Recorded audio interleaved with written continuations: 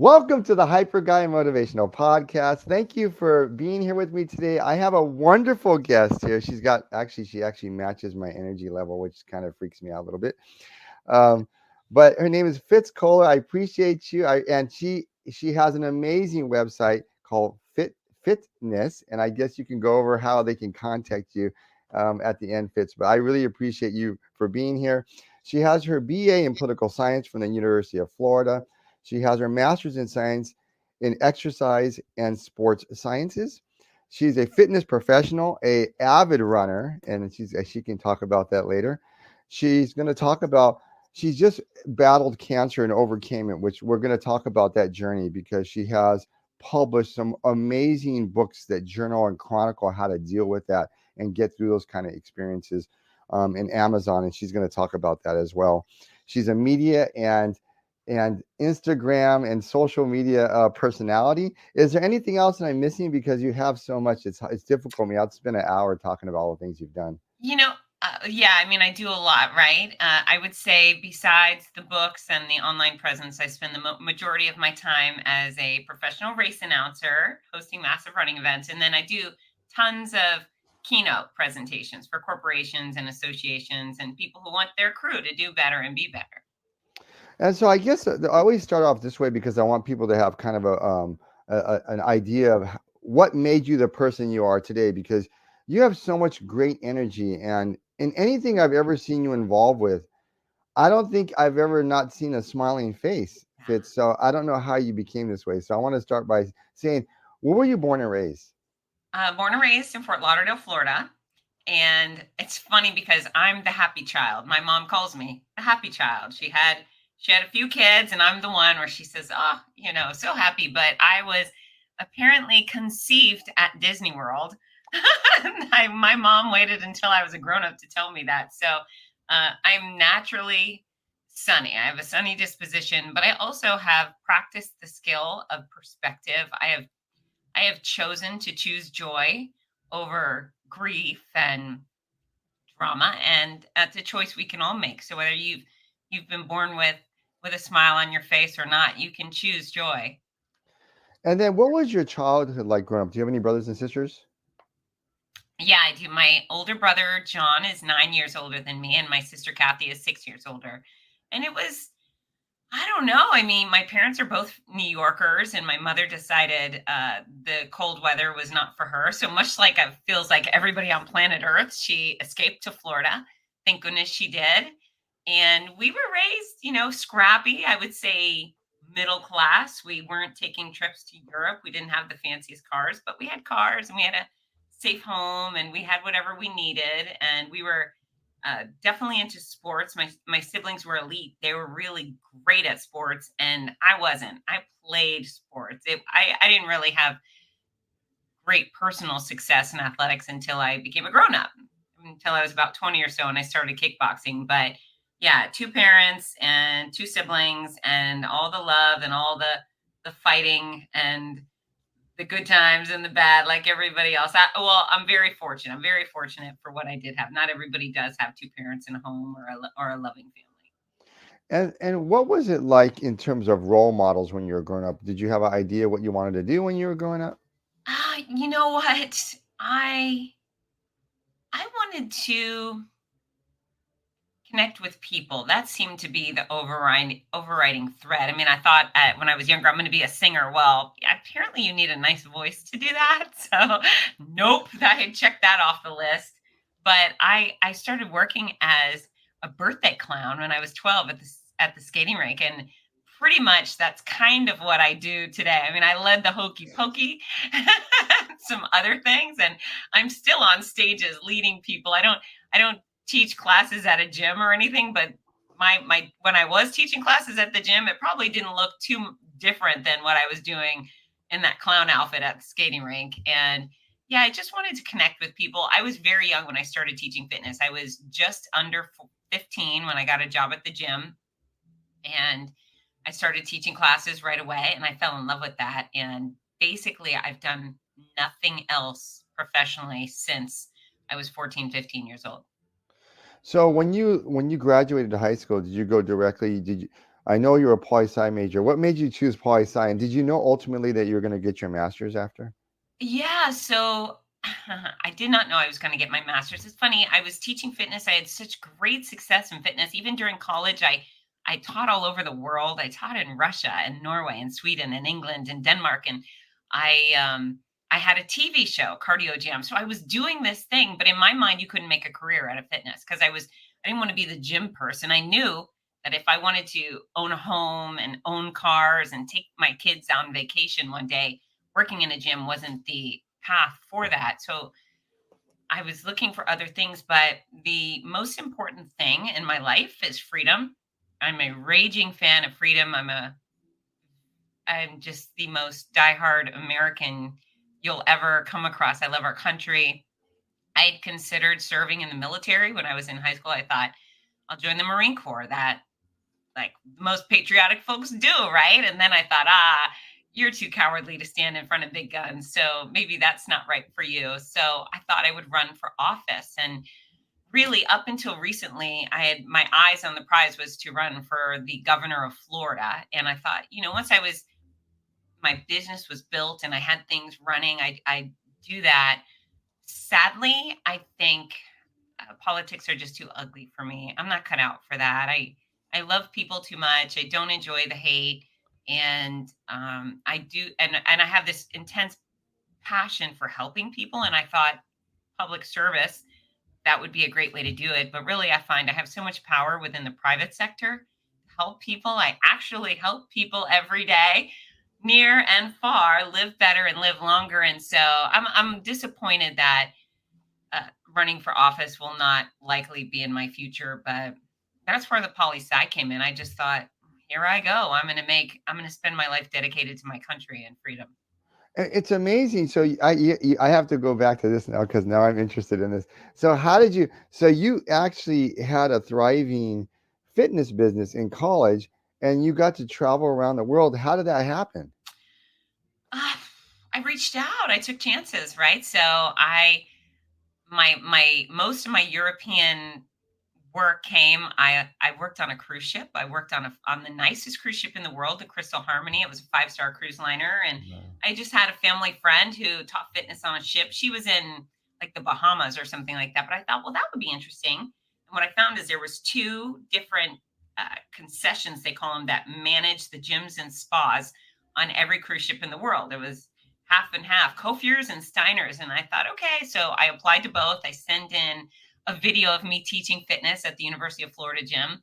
They both hired me. The first ship I was offered was the Carnival Fantasy out of Cape Canaveral, Florida, going to and from the Bahama, 3 and 4 day cruises. And I thought, cool, I got a job. Great, I'll take it. And then the other company called and said, hey, we'd like to hire you. I said, I just accepted a job on this Carnival ship. And they said, wait, we can put you on Canard Line, week-long cruises in and out of the Eastern and Western Caribbean out of Fort Lauderdale, which is where I lived. And I thought, that would be great. And again, it was just a summer job for me. And then the original company, I called back and I said, hey, thank you so much for the offer, but I'm going to take this other opportunity. And they said, stop the presses. Let us call you back. And they did. And so I get a phone call from the lady in charge of whatever company I was working for. And she said, hey, have you ever been to Russia? And I said, nope. She goes, what about Norway? And I said, nope. She said, Fitz, I have the nicest ship on planet Earth. It's the Crystal Harmony, a 5-star cruise liner. If you can get your passport, we can get you on that ship on Saturday. And again, I had never gone to Europe. I really didn't even think about going that way because we just weren't of the income bracket to take those trips. We did Disney and Busch Gardens. That was our vacation. So I went down to Miami and I got me a passport the next day, and I was able to, see things I had never fathomed. Although this is another little point about my trip to Russia and Estonia and Norway, Sweden, Denmark, France, etc. My favorite thing out of that entire 2.5-month trip was when I passed by the Statue of Liberty on the way out of New York Harbor to cross the Atlantic. So, yeah, and then the television show, when I got back off the ship, when I got back to school in Gainesville, there happened to be a TV producer that was casting for fitness professionals, and I had auditioned, and it worked out. And that was really a turning point for me. I learned two things. Number one, that my skills were transferable. So I beyond just teaching it to a live audience, I could teach to a screen.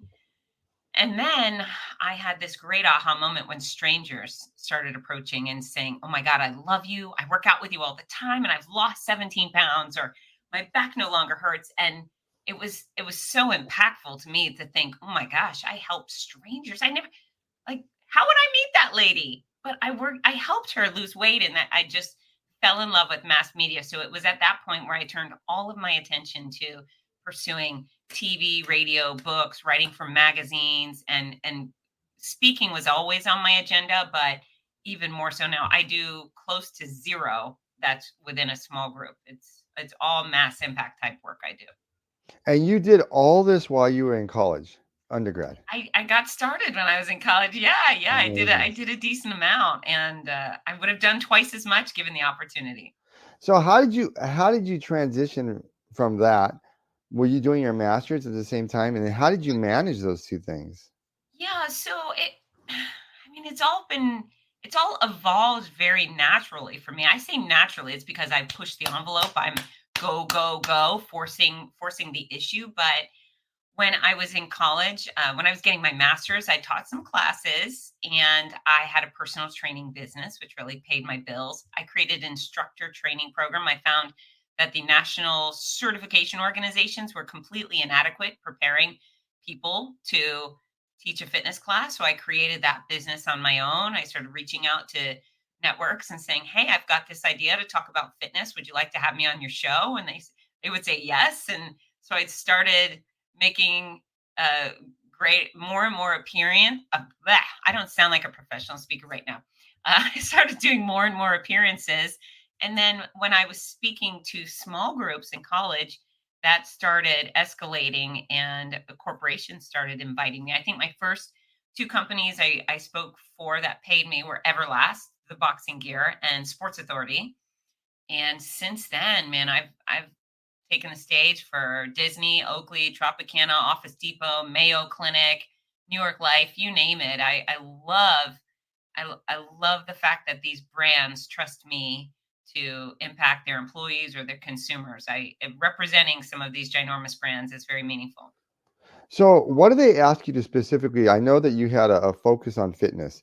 Yeah, Now, and I know you've kind of over time you've transformed your career. You do a lot of motivational stuff. correct. So would they ask you to do like a combination of both, or is it specifically geared toward like specific topics that they have you speak about? Yeah, so you know what? I have a couple of go-to keynotes, but I would say almost every one of my keynote presentations are customized to the audience. So they say, we want to talk, like someone asked me to talk about community this year. And I thought, let me think about that. And then I thought, yeah, that was totally within my wheelhouse. And I'm a member of so many great communities, and these endurance communities, for example, which aren't just the fast athletes. There are athletes I work with special needs. There are so many people overcoming and so many things and supporting each other through it. So, yeah, I mean, I've spoken on everything from uh, communities to health during hardship. That's a real popular one for me right now. And, people, when something hits the fan, whether it's divorce or your house burns down or your grandpa gets sick, people just let go of their most important habits, which are their eating and exercise habits. And so encouraging people to not only understand why it's a priority, but giving them the tools to pursue health and fitness even during tough times. And if you can do that, oh, you will be a successful person, no doubt. I talk to realtors quite often on first impressions, lasting impressions. That's a very vanity oriented profession. They're always got their photo on everything, the park bench and the billboard. And they really need to be at their best at all times. And so, yeah, I would say that everything I do has a thread of health and fitness go through my presentations, but I certainly branch out into other areas. How did you and what advice would you give people to develop such a positive mindset? And we're going to talk about some of the health challenges you had, Yeah. but did did your early career in fitness did it impact how you dealt with your physical challenges? and how you present in organizations how to overcome those challenges. Absolutely. I would say the greatest experiences I have been my failures, my hardships. Every time I tried out for a team in high school and got cut, my mom would say, "You're building character." And I would say, "I have enough character. I don't want any more." But it was those failures. It was all those times people told me no that prepared me for the greatest challenge of my life, right? Resiliency and convincing myself that it was okay. I didn't get what I wanted, but I'm still okay. Life is still good. Perspective is a choice. And perspective, I would say, is my right hand man. So, of course, I do have the sunny disposition. But before I was diagnosed with cancer, I used to say all the time, it's not cancer. You get a fender bender. Okay. Nobody's hurt. It's not cancer. You ruin the carpet. It's not cancer. So, right, then it's easy to get past little things instead of harp on them. So many people, they focus on, I was in traffic today, and then they come into work and they want to tell everybody about their traffic and they want to drag everybody down, and they focus on the horrible things in life, and that probably aren't really that horrible, instead of saying, wow, how fortunate am I have this great car and I have a job, and it's frustrating to be late, but I have these good things and I'll make it work. Life is great. Someone's house is burning down right now. Things could be worse. And so, yeah, I would say all of those hardships, learning to lose and recover, and then making decisions to be happy even when things go wrong. Those have been my greatest uh, tools for every day, not just during cancer. So, Fitz, let me ask you, if I were to approach you and say, "Hey, I'm having all these hard times. I don't. You're very positive. I've watched some of your videos, and Yeah, what concrete steps could I take every day that would change my mindset? I'm just not as happy. You're just so right, up. Like, right, how can I get? I know I'm never going to be like you, but how do I get some? How do I build those skills? I guess.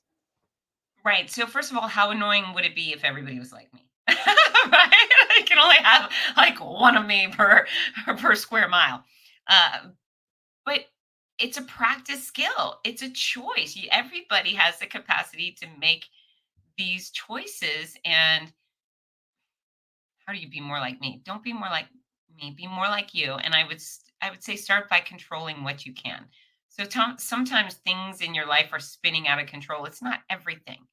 Can you uh, can you take time away for yourself? Can you take 10 minutes to sit in your back porch and be alone with your thoughts? Can you do that? Can you exercise today? Can you push your physical health forward? We know factually, I mean, there's endless amount of evidence that shows that if you exercise, you will diminish stress, you will release all sorts of toxic feelings, you will turn on your brain, you will come up with better ideas, you will stand up straighter, you will likely be nicer.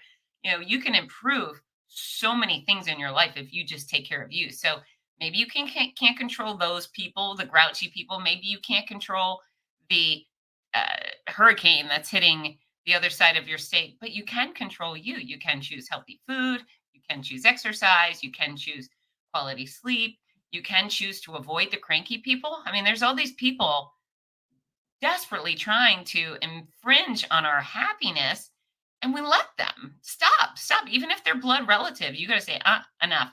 You're going to get on your phone and you're saying mute. You're going to say block. I don't need it anymore. You're not going to be disrespectful to me. You're not going to berate me or make my life miserable. So control those things and don't feel like you're not in control. It's interesting. People say, well, I can't eat right because COVID, or I can't eat right because I lost my job. Well, nobody comes over to your house, opens up your jaw, and shoves bad food in there.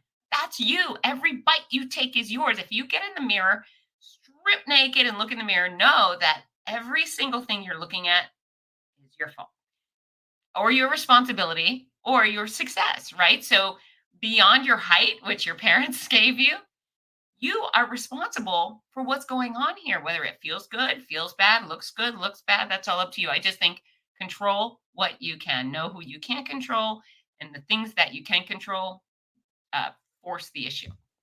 I guess that goes to the other question of if you were to give somebody advice that I'm not really into fitness, I don't have time. How does a person start? if they want to start exercising. What do you recommend for people when they first want to get into exercising and how to stay motivated? Right. So if you don't have time for fitness, you will have time for sickness. Your body will deteriorate, and really, where you'll be exercising at that point is in a rehab center. Right. You'll be exercising in the hospital, getting up after your heart catheterization or your hip repair or whatever it is. So, uh, taking care of yourself is going to become a necessity if you don't make it a priority now. And there's a whole bunch of more fun ways to move your body versus rehabilitation in a hospital or an assisted living facility. So you don't have to be perfect. You certainly don't need to be what you were in high school. It's interesting to me. I'll deal with a 50-something-year-old person, and we'll talk about fitness, and they'll say, "Well, in high school, I used to run this." Right? I don't care what you did in high school. You're a grown up. What are you doing now? And you don't have to be anything you're not. You just should make efforts to be 1% better every day. Right? So what can you do today to improve on yourself from this morning? Can you do push-ups against the wall? Can you do some lunges? Can you walk your dog an extra block? Can you dance in the living room with your kids? So physically, that's what you should be focusing on. And then nutrition, I would say your weight is a direct reflection of what you put in your mouth. So you cannot exercise off bad eating habits. So if you want to lose weight, start focusing on the things you put in your mouth. And you don't have to be perfect, and you don't have to be a vegetarian, and you certainly should not diet, and you definitely should not go buy pills or powders or any of these hokey snake oil supplements. These are people just stealing your money, saying, giving it to me, and you're like, here, have it. Give me a weight loss pill.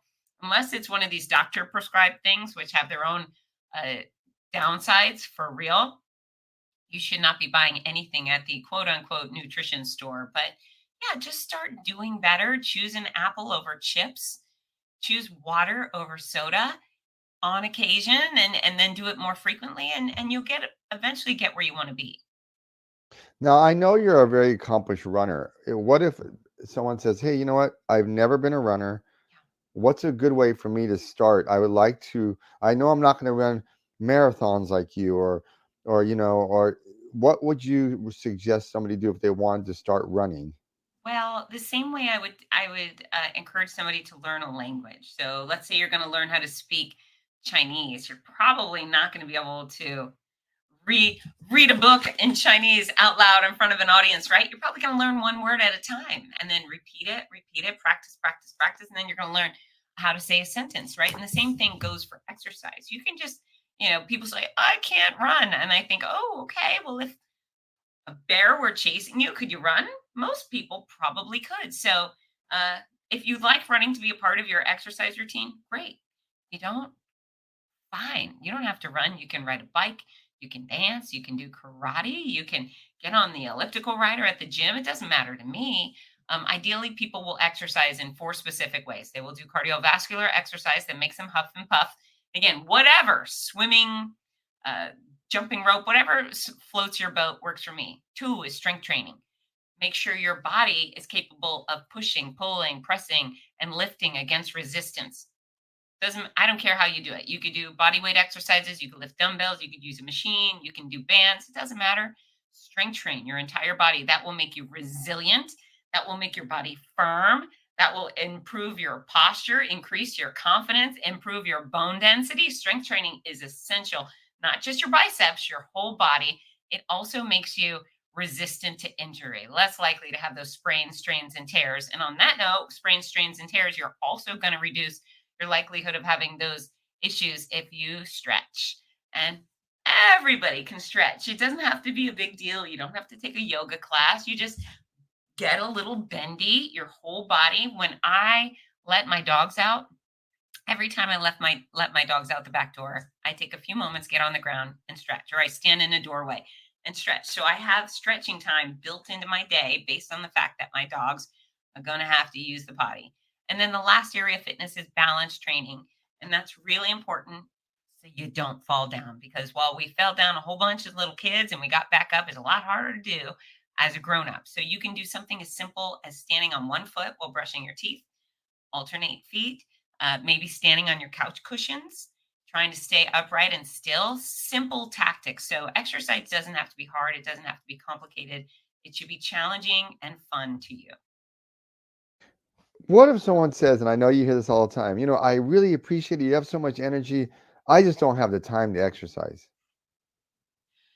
Yeah, well, that's a lie. That's a lie. And I can tell you that there's been a good percentage of our American presidents, the most powerful men on planet Earth, who have taken time out of most of their days during their presidency to exercise. Barack Obama, Bill Clinton, George W. Bush, they exercise and they were president of the United States. And are you president? I don't think you are. And you might be a single parent and you might work 78 hours a week. That's fine. You can exercise with your kids. If you bring your kids to go participate in their sport or club, you can do laps in the parking lot. You can jump rope in the parking lot. There are tons of things you can do. And in fact, if you're a parent and you use your kids as an excuse for your lack of fitness, shame on you. There's very few things more disgusting because you brought those kids into the world. It's your responsibility to stick around, not only to raise them into adulthood, but support them and cheer for them and love them through adulthood. If you're not taking care of yourself,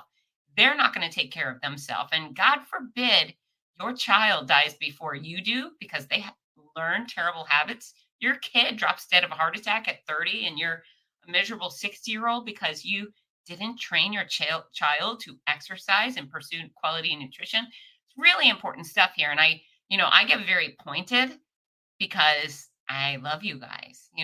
I'll tell you the truth because it's important. It's necessary. Your health, man, nothing brings into focus how important your health is when someone looks you in the eye and says, "I'm so sorry, you have cancer," or "You've got heart disease," or diabetes, or whatever, or ALS. You know what? Those poor folks with ALS, where they know at some point they will be completely motionless. They will be alive in their brain and they will be completely motionless. And all those people want in the world is to move their body. So don't be disrespectful to your ability. You got to get up and go. You got to do something. You got to work on it.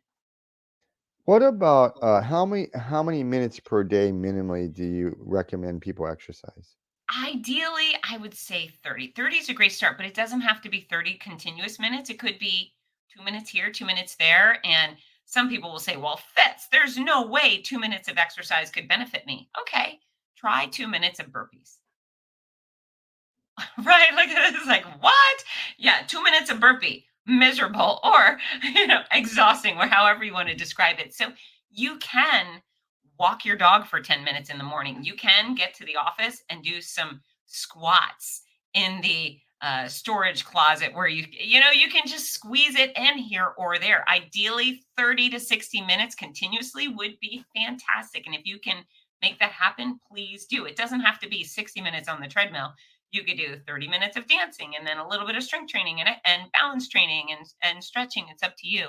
But I'd say 30 is the minimum of activity because if you're not deliberately exercising, usually you're sedentary. You're sitting down for work, you're sitting down to eat, you're sitting down to drive, you're lying down to sleep, you're sitting to watch TV. So our bodies were designed to be in motion. And I encourage you to do at least 30 minutes per day in, in deliberate motion. What do you say to somebody if they say, "You know what? I don't have the money. You know what? I understand what you're saying. I don't have the money to go to a gym, and I know I see people on TV, they have money, they're able to go to Whole Foods or some really high-end store and buy all these wonderful, healthy meals. I just don't have the money for a gym or to buy healthy food." What's your response to that? Right. So the sidewalk is free. I've traveled the world, and every single place I've been, they have a free sidewalk. Most everywhere in the world has a grassy field. Our living room floor is free. My favorite exercises are the ones that are free because there's no excuses involved, right? So, can you walk in place? Can you walk around the block? Yes, yes, yes. Can you jump up and down? Can you stretch and touch your toes for free? You can. Can you do push ups and lunges and crunches and squats for free? You sure can. So, there is an endless amount of exercises you can do at zero cost or a very limited cost. There's these little stretchy rubber bands are to me equivalent to a big beautiful gym. If you get a $5 pack of stretchy resistance bands, boy, you can you can accomplish so much. And if you need guidance on that, at fitzness.com, I have tons of free videos on how to exercise for free. But also, food doesn't have to be, or healthy food doesn't have to be wildly expensive. So, when we're talking about produce, sometimes it actually does get expensive. So, what you do is ignore those foods during the expensive times and buy foods that are fruits and vegetables that are in season. We have times here that I'm going to buy a watermelon every 3 days over the summer. I am never going to pay for a watermelon in January. It's just, I'm not doing it. I'm not spending $20 on a watermelon. So you buy the fruits and veggies that are in season. You buy them on sale. You go to the farmer's market. Local food costs less because there's not as much money spent on gas and transportation. So it's a great way to get fresh produce. However, you can go to your frozen food section and get awesome prices on frozen vegetables, frozen fruits. And some people think it's not as nutritious. In fact, they're usually more nutritious than the fresh foods because they haven't lost any nutrition with the time and transportation. Quite often, if you're buying broccoli that's frozen, it's flash frozen on the spot and it maintains its nutritious qualities as it travels across the world, across the country to get to that freezer, and then it holds on to the nutrition. And you are definitely going to find BOGOs, buy one, get one deals in that frozen food section. So, canned goods are great too. Just try and find your produce with limited preservatives, right? So, it's going to have a little bit just to keep that corn in the can good for quite a few months, but you can get a lot of high nutrition for a really good price. And you know what? A bag of chips is $4 to $7 now. That's not cheap. It's make the investment in quality food. Just be creative, and water's free, man, or it's pretty close to it. No, I love what you just said that because I think a lot of times I hear that from people, but then I see, when they go to the store, you look in their cupboard, it's all junk food and it's more expensive than quality food they could have bought for their health. And you say you have no money for it, but then you got these high end, Cheetos that Yes. bag costs $7 and you Yep. could have got something else that was you could have got some apples and some peanut butter and a bunch of other different alternatives. So I really love that. Yeah. Well, I guess this brings me to the question of you have so much energy and you're so positive. When you were first diagnosed with cancer, how how obviously when you I think all of us take it a different way when they give us um, some information that's going to be difficult for us to Yeah. handle. How did you handle that? And what was that process like for you? Well, at first I grieved, I cried and cried. I never experienced that much stress in my entire life. I was very human about it. It was terrifying. And, was I afraid to be sick and die? I was, but I was so upset about the potential of losing out on my kids' lives.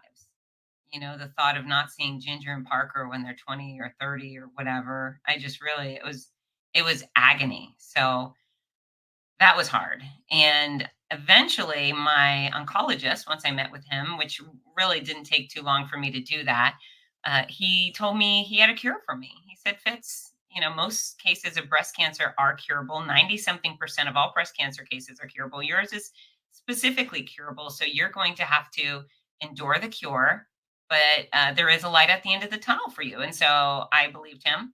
And then I made some other really good decisions. So I decided, number one, to use perspective. And I never once had a why me moment. Was I sad and stressed? Yes. But I never thought, why me? And why not? Because there are so many babies and children in the pediatric oncology unit down the street from my house. And they did nothing. They did absolutely nothing to deserve their brain cancer or leukemia or whatever they've got. So I decided that I was so fortunate to be a grown up with cancer. I wasn't a kid with cancer. It wasn't my kid with cancer. Because of that, I was going to try to keep a smile on my face and do the best I could, be grateful. I also chose to pursue my passions. And, I knew cancer was going to take a lot of things. It was going to steal a lot from me. It stole my hair, all of it. It stole a lot of my good feelings. I was violently ill for 15 months. I had 21 rounds of chemo, which is a very long time. And I had 33 rounds of radiation and some surgeries. And it was brutal. I was so sick. I mean, just my fingernails ripped off, my eyes changed colors, like everything went wrong with me. However, I decided before any of that happened that I was not going to let cancer steal time with my kids. So if they had a special show or ceremony or sporting event, I was going to be there. I was not going to let cancer steal that. I also decided I wasn't going to let it steal my career. I've worked too hard and I've earned my rightful spot on those stages that I'm invited to command. And I just decided I wasn't giving it up. If the Big Sur International Marathon was taking place and I wasn't there, I knew that I would just stay at home crying all weekend. And that would be awful for me. That would be worse. And so, where so many people said, you should stay home and hide out and wear a mask and duck for cover. I said, baloney. If I'm going to fight for my life, I'm going to have a life worth fighting for. And one where I'm hiding out at home and it's just not, that's not worth it to me. So I went out, I took about 30 planes out of my hometown of Gainesville, Florida during my 15 months of cancer care. And the travel was very difficult, but the light at the end of the tunnel each time was the fact that whenever I stepped on my stages, even if I had slept on the hotel bathroom floor the night before, when I stepped on those stages, every single thing that was wrong with me disappeared. I wasn't sick, I wasn't tired, I wasn't suffering. I was back to being full force Fitz Koehler. I was focused on these extraordinary events and these incredible people filled with joy, and they were pelting me with their joy. And it was magical. And so, I made these good decisions that I could have easily not made. I could have just been on social media every day saying, woe is me, I have cancer. Look how sad this is. Look how much this hurts. And everything hurt and everything was sad. And I just decided that's not the life I want to live. And I will endure those parts, but I'm going to endure them so I can get to the good stuff. And that's really how my books were born. Is I made good decisions. They worked miraculously, and I thought I could help other people make great decisions. Yeah, tell me about what inspired you to have that energy to write about your experiences, and can you tell me a little bit about the books that you've written? You have a lot of them actually, and Cancer Comeback Theory, Your Healthy Cancer Comeback, um, Sick to Strong. Can you tell me, and I know there's more titles, and I'm going to have Okay, ask you that's to give okay. those later for sure, but what was the process in writing those, and was it therapeutic for you? Was it difficult for you to write about it? Um, what's interesting is I've written thousands of articles and a previous book before the Cancer Comeback series, and I only write when I have something to say. And it feels when I have something to say when I'm on a soapbox, it feels good to get it out. So the first one I wrote was my noisy cancer comeback. This one's the memoir, and this is my experience with cancer from finding that lump to the end of my treatment and all the chaos and hardship and drama and excitement and funny, crazy, wacky things that happen along the way. I just thought this stuff was too good for me not to share. And plus with cancer, it's interesting. People talk about bald heads and sickness and fatigue, and all of that was true. But nobody talks about the strange things. My eyes changed colors. Nobody warned me about that. I mean, I just literally was in a hotel room in California about to announce a race. I wake up, I jump in the shower, it's like washing a plastic bowl. It's quick and you dry it off and boom, I'm ready. And I take that first look in the mirror and I think, holy hell. So my eyes used to be pale, pale gray, the kind of eyes where people would say, are your eyes really gray? And they were. And then that morning I looked in the mirror and they were navy blue. They were navy blue saucers. And I thought, what the heck is going on? And my first instinct was, do I call 911?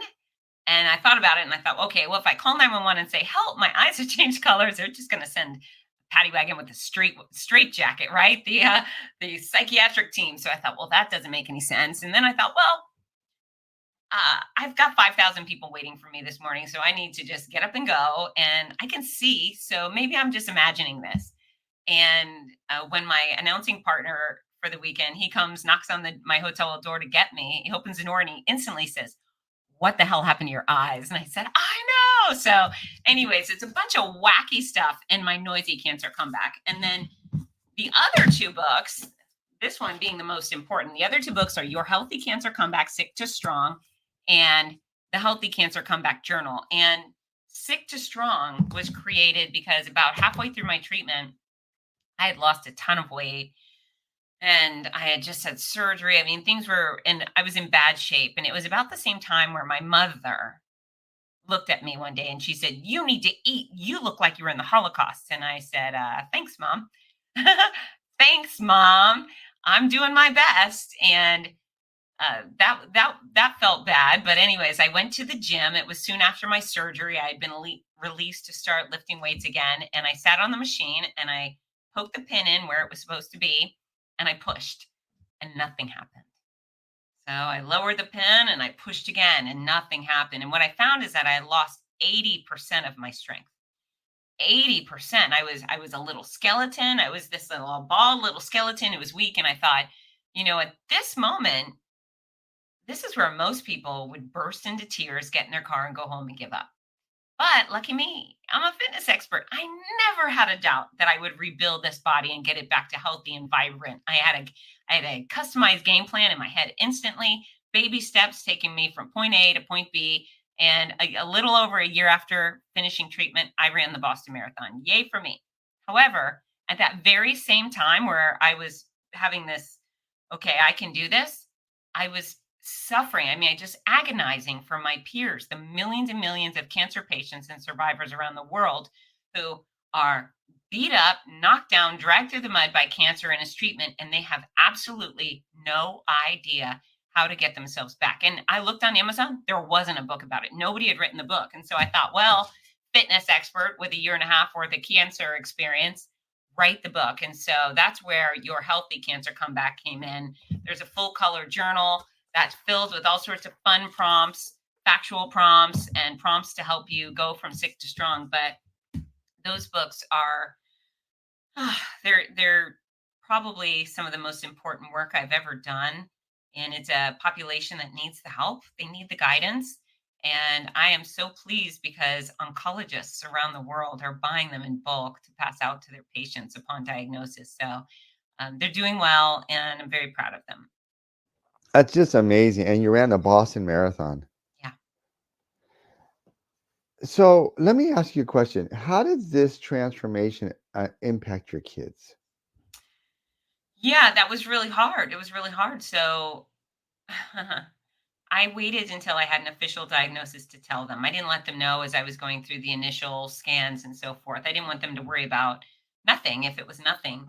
Um, when I when I did tell them, I separated them because my son's very quiet and my daughter's very big with her emotions. And so we told Parker, my son, first. He was 13, and I gave him bad news, good news. Bad news, I found a lump. I had some appointments. It looks like I have breast cancer. Good news is totally curable. And I'm just going to look weird for a while, feel kind of bad, but I'm going to be okay. And he said, "You're going to look so cute bald." I said, "Oh, thanks." Right. So he was really sweet about it. He internalized it.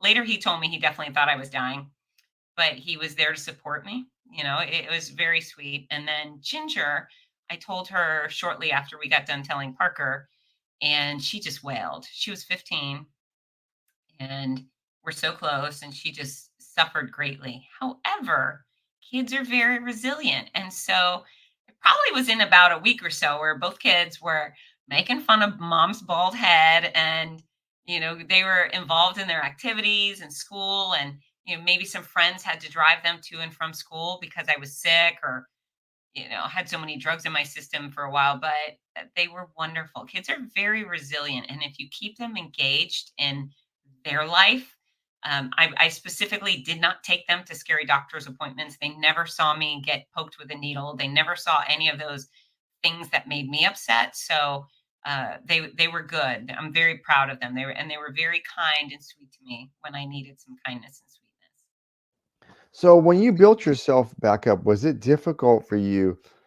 did you start eating more? Did you start hitting the gym more?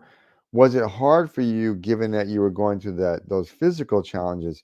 Was it hard for you to press through those workouts? And how did you get the drive to do that? And part of the reason I'm saying that is that there's a lot of us out there that have physical challenges.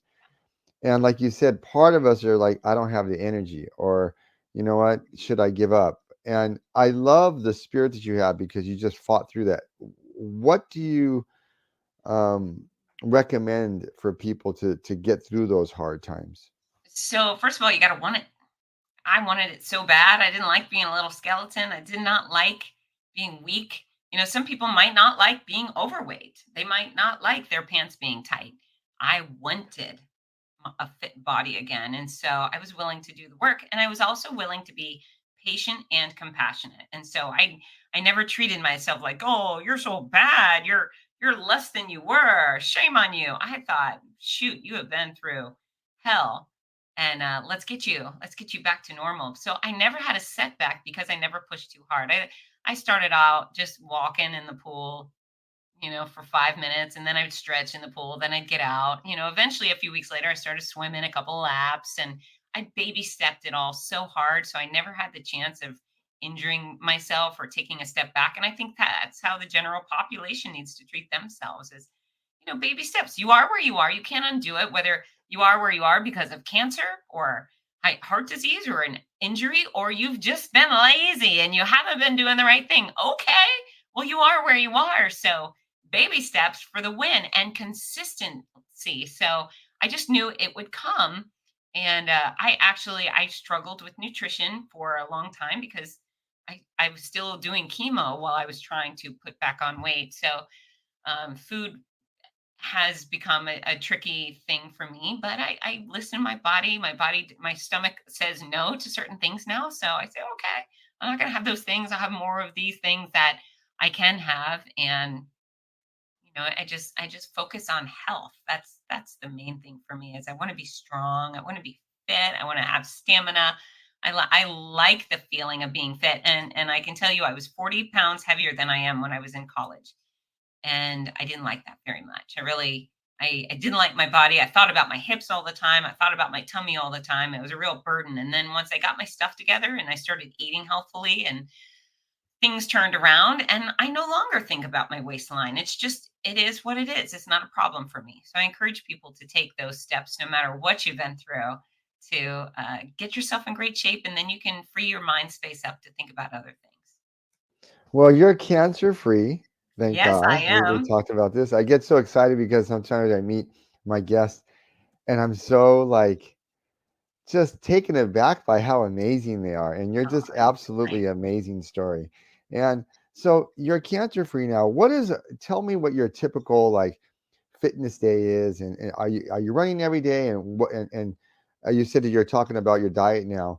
Um, what is a typical Fitz day? And so if I were to look at, because I think you're amazing. So, thank you. but as much as I can learn from you, I want to do that. So, and my guests. So, I mean, what are your recommendations in terms of like what you do and what we should be doing? Well, for me, I get a good night's sleep. I'm a 7 to 9 hours girl. I do my best to get in bed as early as possible and create a great sleep environment. I get outdoors as much as I can. So even if it's just out in the trails with the dogs for 30 minutes, being outside is good for my mind. I love strength training, and I yield to the strength training rules that say you should take a 48-hour break between strength training sessions to give your muscles the opportunity to repair and rebuild. So I strength train aggressively every other day. I do my whole body and I work darn hard. And I do cardio most days of the week, but I mix it up. I'm doing some ballroom dancing now. I've been invited for a Dancing with the Stars competition. I do some running. I do a lot of walking. I use the stair stepper. Sometimes I go to the University of Florida Stadium, the swamp, to exercise in. So I think variety is the spice of life. And it's certainly a great way to keep all parts of your body healthy. And I do stretching every day and I do balance training every day. Those things are easy to squeeze in. Again, I do a lot of stretching while I let my dogs out. And then I'm a vegetarian. And so not everybody has to be a vegetarian, but it suits me. And I'm a real animal lover. And that's really the number one factor that drives me to avoid meat. But I eat tons of fruits, tons of veggies, lots of nuts, some beans, and I have some milk chocolate every single day. And if I don't, I consider it a bad day. Drink lots of water, lots of uh, decaffeinated hot tea, and then I do like decaffeinated Diet Coke too. So I never preach perfection. It's just about, how do you put all the things together that feel good and make you better and, provide you with some joy. So, what are your future goals, and what are your current projects you're working on? You know what? I have a calendar this year packed with races, wonderful races to announce, which I'm thrilled. I'm going to start working on another book soon, or actually, I've started working on the fifth book, but I haven't spent too much time on it. Usually, I write on airplanes. I'm forced to sit down and shut up. So airplanes is where I do a lot of writing. Working on filling my calendar up with more keynote presentations. That's even though I worship race announcing, it's so wonderful. What I am is a teacher. So when I do the keynote presentations, that allows me to deliver messages that help people change for the better. So I'd like to do even more of that. So yeah, books and that, more travel, more adventure, more time with my dogs, more time with other people's dogs.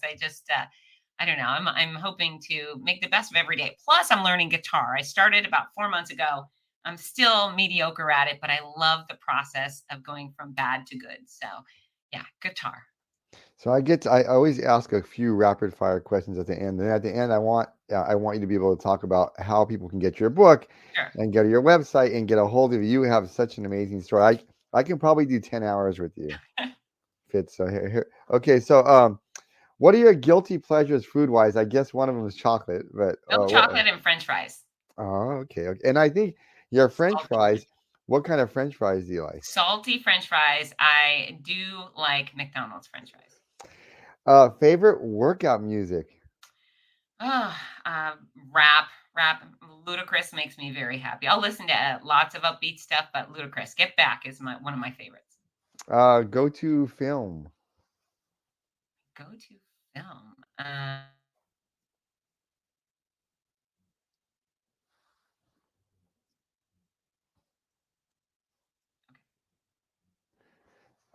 Uh, you broke up for a minute. What was the last part? Marvel, Endgame, and Infinity Wars are some of the best I I've seen. I I love those two. I can never get enough of Marvels. Um, what's your favorite place in the world to visit? This is gonna probably be. It's probably you probably have multiple ones because you've been around the world. So, Ireland, green and gorgeous, and the people are so fun. So Ireland. and what do you want to be remembered for, Fitz? When you're no longer on this earth, what do you want to be remembered for? My entire mission is to help people live better and longer. So I hope people say, "Boy, she helped me live better and live longer." That's the goal. Yeah, well, you've been such an amazing guest today. You do so much pro bono work, and including today with me, and I appreciate you because you don't need to do this. You have such great energy, and I'm so grateful to have you on. You inspire me. You're going to inspire my listeners. I just want to say thank you so much for being here. Um, can you please give us all the wonderful ways that people can read your books and get a hold of you? And there's a million different ways, so I want you to go ahead and give it those if you could. Well, thank you, Martin. Thank you. And I certainly appreciate your service. Your service is very special and appreciated. So, fitzness.com is my home for everything. That's FITZ as in zebra, NESS. My books are available everywhere. However, I prefer it if you shop at fitzness.com. I sign 100% of those books and I send it out in pretty packages so my readers feel loved. And I'm also at Fitzness on Instagram and YouTube and Facebook and wherever. And I host the Fitzness Show, which is my podcast. So if you want to hear me go blah blah blah even more, um, you can follow my podcast. Listen to Martin's first, and then when you're done with his, come straight to mine. But Martin, this has been an absolute blast. You're adorable, and again, thank you so much for your service. Yeah, and let me tell you, they can listen to yours first. That's not a problem with me. I mean, honest to goodness, you have such a great spirit and you're such a Thanks. good person and you're making such an amazing impact on the world that, it's just I don't know, I just feel really honored to have you on. I'm gonna have you on again. I hope I don't Please. I'm gonna guilt you into coming on one more time with me. But I just really think that you're an amazing person. And that I think that the world is a better place because of people like you, Fitz. So thank you for doing what you do for the community. Please thank the love of your life that you told me. Thank you for his service and what he does Yeah, for us as well. And you know what, your kids are lucky they have such a great mom. So thank you. Thank you, So, Martin. You're the best. and I really appreciate you. Until next time, well, until our next amazing guest. I don't know. It's difficult when you have someone like Fitz on. So, but until our next amazing guest, take care and thank you so much and see you soon. Take care.